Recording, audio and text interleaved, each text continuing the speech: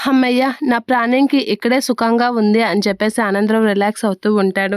అది చూసి నర్మదా ప్రేమ అయితే దొంగ దొరికేశాడు అని అనేసరికి ఓరి నాయనో అని చెప్పేసి ఆనందరావు కంగారు పడుతూ ఉంటాడు. అవునా అక్క దొంగ దొరికాడా అని ప్రేమ కూడా గట్టిగా అరిచేసరికి ఇక సతమతం అవుతూ ఒకసారిగా కంగారు పడుతూ ఉంటాడు. అవును ప్రేమ, నేను దొంగని చూశాను, దొంగని పట్టుకున్నాను కదా, నాకు దొంగ బాగా గుర్తున్నాడు అని చెప్పేసి నర్మద అయితే ప్రేమతో గట్టిగా అంటూ ఉంటుంది. అలా అనగానే ఇదేంట్రా బాబు ఇలా దొరికిపోయాను ఇప్పుడు ఎలా అని చెప్పేసి అనేసరికి ఆ దొంగని నేను చూశాను, ఖచ్చితంగా దొంగని పట్టుకునే తీరుతాను ఈరోజు అని అనేసరికి ఏంటక్క దొంగ దొరికేశాడా అని అనేసరికి ఎవరా దొంగ అక్క అని అనేసరికి ఇంకెవరు వల్లి అక్క వాళ్ళ నాన్నే అని అనేసరికి ఓరి నాయనో ఇలా దొరికేసానేంటి అని అనుకుంటూ ఉంటారు.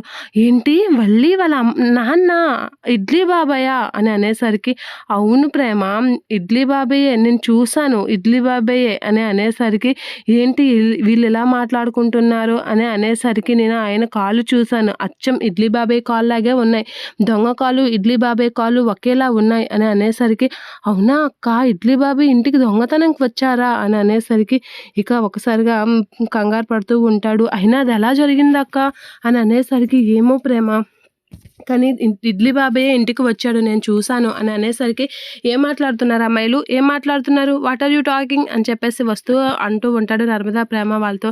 ఏంటి బాబాయ్ ఏమైంది అని అనేసరికి దొంగ నేను ఒకలా ఉండడం ఏంటి, నేను ఇంటికి దొంగకి రావడం ఏంటి అని అనేసరికి అవును ప్రేమ చూసావా కాళ్ళు ఒకేలా ఉన్నాయి అని అనేసరికి అవునక్క కరెక్టే అని చెప్పేసి అంటూ ఉంటుంది ప్రేమ.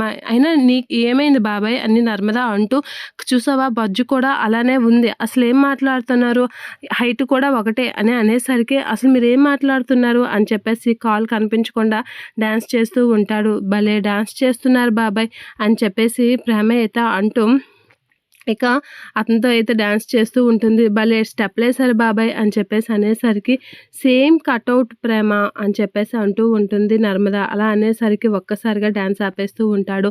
ఇక హైట్ కూడా ఒకటే అని చెప్పేసి నర్మద అనేసరికి ఏంట్రా బాబు నన్ను ఎలా తగులుకున్నారు వీళ్ళు అనేది అనుకుంటూ ఉంటాడు. ఇక నర్మద అయితే బజ్జు కూడా సేమ్ అని అనేసరికి బొజ్జ లోపల పెడుతూ ఉంటాడు ఆనందరావు. ఇక ఆనందరావు అలా చాలా ఊపిరి బిగబెట్టుకుని ఉండేసరికి ఏంటి బాబాయ్ ఉన్నారా పోయారా అని చెప్పేసి అనేసరికి ఒక్కసారిగా గుండె పట్టేయగలదు, ఊపిరి బిగబట్టకండి అని అనేసరికి ఒక్కసారిగా ఊపిరి వదిలేసి అని ఏంటమ్మాయి హైటు పొట్ట కాలు అన్నీ ఒకేలా ఉండవా, అందరితో పోలుస్తారేంటి, నా ముఖం కూడా దొంగ ముఖంలో ఉండడం మీరు అలా ఆశ్చర్యపోతున్నారు అంతే అని